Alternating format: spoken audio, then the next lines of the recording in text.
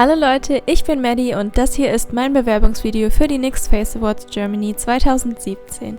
Während ich hier meinen Hut und ein paar Kunstblumen mit diesem Bronzespray ansprühe, erzähle ich euch mal ein bisschen was über meinen Look bzw. meine Looks. Ich wollte zeigen, dass man anfangs nur einer von vielen ist. Wie Zahnräder gleicht jeder dem anderen. Man ist ein Teil eines großen Ganzen, eines Systems. Doch wenn man den Schlüssel zu seinem Herzen, also zu sich selbst findet, anfängt Dinge zu hinterfragen und Neues auszuprobieren, seinen Horizont erweitert, dann beginnt man zu blühen. Und um dorthin zu kommen, braucht man eins: Zeit. Ich hoffe, das konnte man zumindest teilweise aus meinem Intro herauslesen. Ich wollte das nicht darüber sprechen, weil ich finde, das hätte irgendwie die Atmosphäre mit der Musik so ein bisschen zerstört. Bei meinem ersten Look wollte ich den Hut etwas schlichter halten, einmal um zu zeigen, dass jeder gleich ist und dann noch, weil es irgendwie so ein bisschen too much gewesen wäre, wenn ich da jetzt noch so kleine Zahnräder und Zeug noch drauf geklebt hätte. Das wäre einfach zu viel gewesen. Für das Headpiece von meinem zweiten Look habe ich zuerst mal so eine Uhr mit Bleistift aufgemalt und dann habe ich das Papier mit Kaffee gefärbt. Dafür habe ich einfach ganz normal einen Kaffee gekocht, den Schwamm reingetunkt und den Kaffee damit auf dem Papier verteilt. Dann habe ich das Papier so bei 80-90 Grad in den Ofen gelegt und es dort trocknen lassen. Dann habe ich ein Backpapier draufgelegt und einmal drüber gebügelt. Ich habe dann das Ganze nochmal mit einem Holzstift nachgefahren. Das hätte man auch vorher machen können. Ich wusste nur noch nicht, ob ich nicht doch einen Filzstift nehmen möchte. Der wäre nämlich dann, wenn man den Kaffee drauf macht, verlaufen. Genauso habe ich übrigens auch meinen Hintergrund gemacht. Zuerst habe ich dann einen Halbkreis aus Draht an meinem Haarreif befestigt und zwar habe ich den so groß gemacht, wie ich das Headpiece nachher nach hinten bekleben wollte. Dann habe ich so Verbindungsstücke aus Draht zwischen dem Haarreif und dem Halbkreis befestigt, damit das Ganze ein bisschen Stabilität bekommt. Und dann habe ich es eben mit Klebeband umwickelt, sodass man sich nicht mehr an den Drahtenden irgendwie weh machen kann. Von meiner Uhr habe ich dann unten einen Halbkreis weggeschnitten und dann einen Draht so in einer M-Form, würde ich mal sagen, mit Klebeband befestigt. Die Uhr habe ich von hinten komplett mit Klebeband beklebt, damit man das ursprüngliche Klebeband nicht sieht, wenn Licht von vorne durchscheint. Die unteren Enden von dem Draht habe ich dann nach vorne umgebogen und mit Klebeband befestigt. Das goldene Zeug dort könnt ihr ignorieren, da habe ich Blattgold oder so Fake Blattgold eben aufgeklebt und irgendwie gab es dann eine chemische Reaktion mit dem Kleber, dadurch ist es blau geworden, was dann noch schlimmer war als das Schwarz, das ich ursprünglich damit überdecken wollte.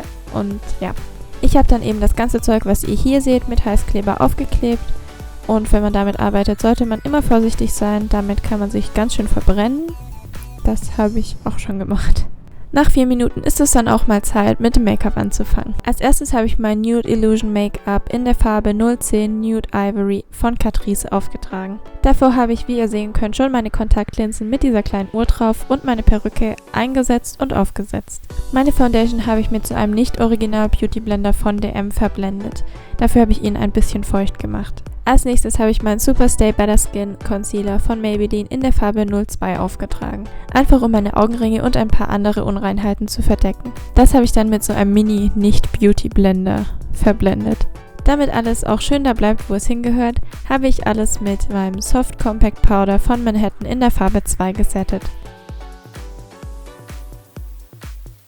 Aus meiner NYX Highlight & Contour Pro Palette habe ich die Farbe 07 Sculpt genommen, um, wer hätte es gedacht, mein Gesicht zu konturieren. Verzeiht mir bitte, wenn das noch nicht so perfekt aussieht, das mache ich noch nicht so lange.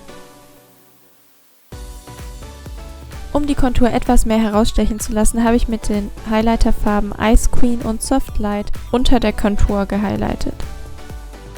Dann bin ich wieder zurück zu Sculpt und habe meine Stirn und unter meinem Kinn konturiert. Warum ich das so durcheinander gemacht habe, weiß ich auch nicht so genau. Außerdem habe ich auf meiner Nase 2 parallele Linien gezogen und bin unten so ein bisschen der Form entlang gegangen, um meine Nase auch noch so ein bisschen zu konturieren. Zurück zum Highlighten. Ich habe meine T-Zone, wie man so schön sagt, und meine Wangenknochen gehighlightet. Mit der Essence I Love Stage Eyeshadow Base habe ich dann eine Basis für meinen Lidschatten geschaffen, damit der auch gut hält. Das Ganze habe ich mit einem Pinsel auf meinen Augenlidern verteilt. Zuerst habe ich diesen Ton aus meiner Modern Matte 28 Color Eyeshadow Palette von BH Cosmetics genommen und ihn auf meinem ganzen Lid verteilt. Außerdem habe ich ihn unter meinem unteren Wimpernkranz aufgetragen. Darüber habe ich die Farbe Saturn aus meiner Galaxy Chic Palette von BH Cosmetics gegeben. Ich hoffe, das spricht man auf Englisch so aus. Ich habe es extra auf Leo nachgeschaut. Der Lidschatten darunter dient einfach so als Base, damit man die weiteren Lidschatten darauf besser verblenden kann. Die Farbe Mars habe ich dann in kreisenden Bewegungen auf meine Lidfalte aufgetragen. Außerdem auch wieder unter meinem unteren Wimpernkranz. Hier möchte ich noch kurz sagen, dass ich das Augen-Make-up und generell das Gesichts-Make-up eher neutral halten wollte, damit der Fokus auf meinem Brustbereich liegt, weil ja, das wäre mir auch irgendwie too much gewesen, wenn ich da jetzt noch die kleinen Zahnräder und Glitzer und Steinchen und was weiß ich noch alles draufgeklebt und hingeklatscht hätte. Und wie ihr hier sehen könnt, habe ich ein unfassbares Talent dafür, so nah an den Spiegel zu gehen, dass man mein Gesicht überhaupt nicht mehr sehen kann. Die falschen Wimpern habe ich dann off-camera aufgeklebt, weil ich das irgendwie überhaupt nicht kann, wenn die Kamera läuft. Da habe ich mich dann für die von Kiss entschieden. Mit meinem geliebten Jumbo Eye Pencil in der Farbe Milk habe ich dann meine Outlines gezogen. Outlines sind meiner Meinung nach mit das Wichtigste beim Bodypainting, weil man dort eigentlich festlegt, was man überhaupt macht.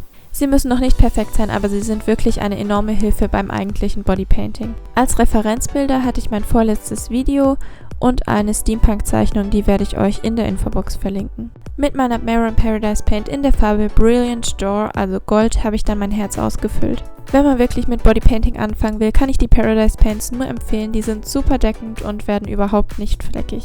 Mit verschiedenen Mischungen aus Brilliant Door, Brilliant Argenette und Dark Brown habe ich dann meine Zahnräder aufgemalt.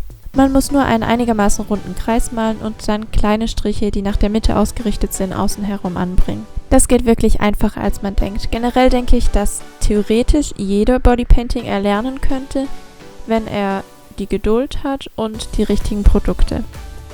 Es kommt nur darauf an, zu wissen, wo man später was schattieren und was highlighten muss, um das Ganze zum Leben zu erwecken. Meine nach außen hin aufgerissenen Rippen habe ich auch mit einer Mischung aus den 3 Farben aufgemalt. Dabei muss man eigentlich nur darauf achten, dass die Rippen in die falsche Richtung gebogen sind, weil sie ja quasi eher aufgerissen und nach außen gestülpt worden sind.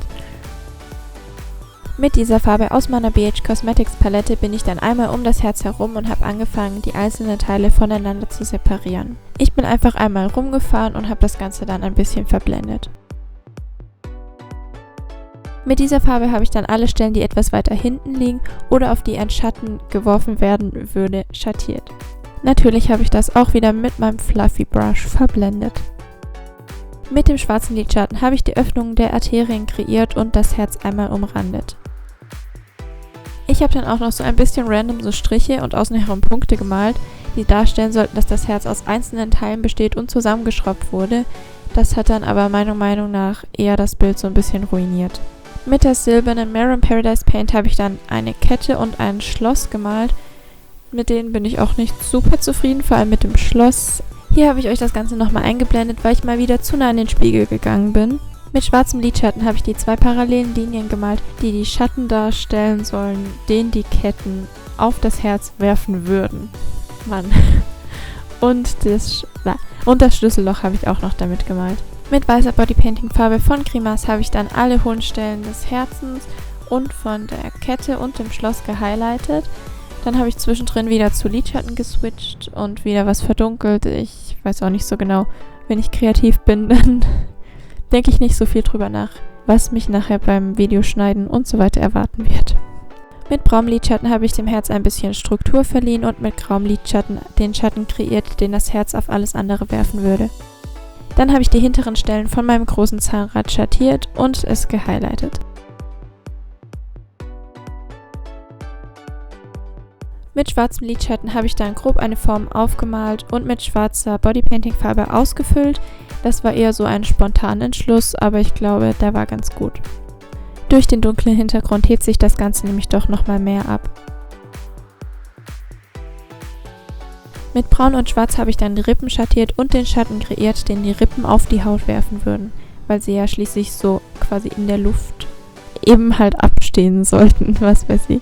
Beim Schattieren habe ich einfach die unteren Stellen der Rippen schattiert, mit einer dunklen Farbe eben, und das, was unter der dunklen Stelle liegt, auch, aber mit einer helleren Farbe. Die hohen Stellen der Rippen habe ich dann mit der weißen Bodypainting-Farbe noch gehighlightet.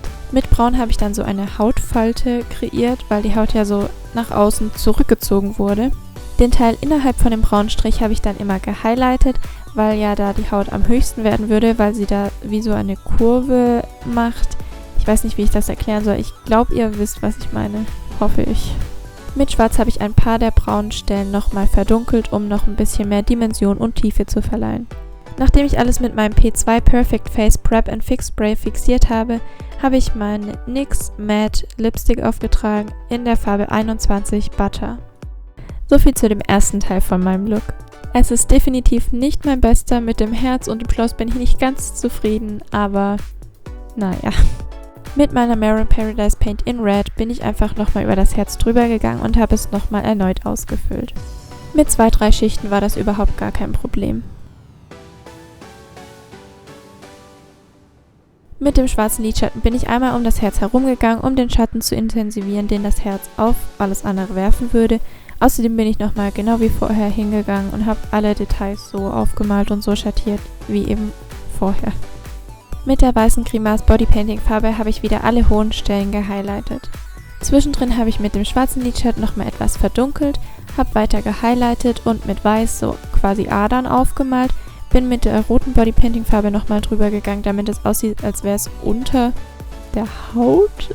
Ich weiß echt nicht, wie man das nennt. Dann bin ich nochmal mit Grau drüber gegangen und habe die Adern nochmal aufgemalt. Off-Camera habe ich dann spontan noch einen roten Lippenstift aufgetragen.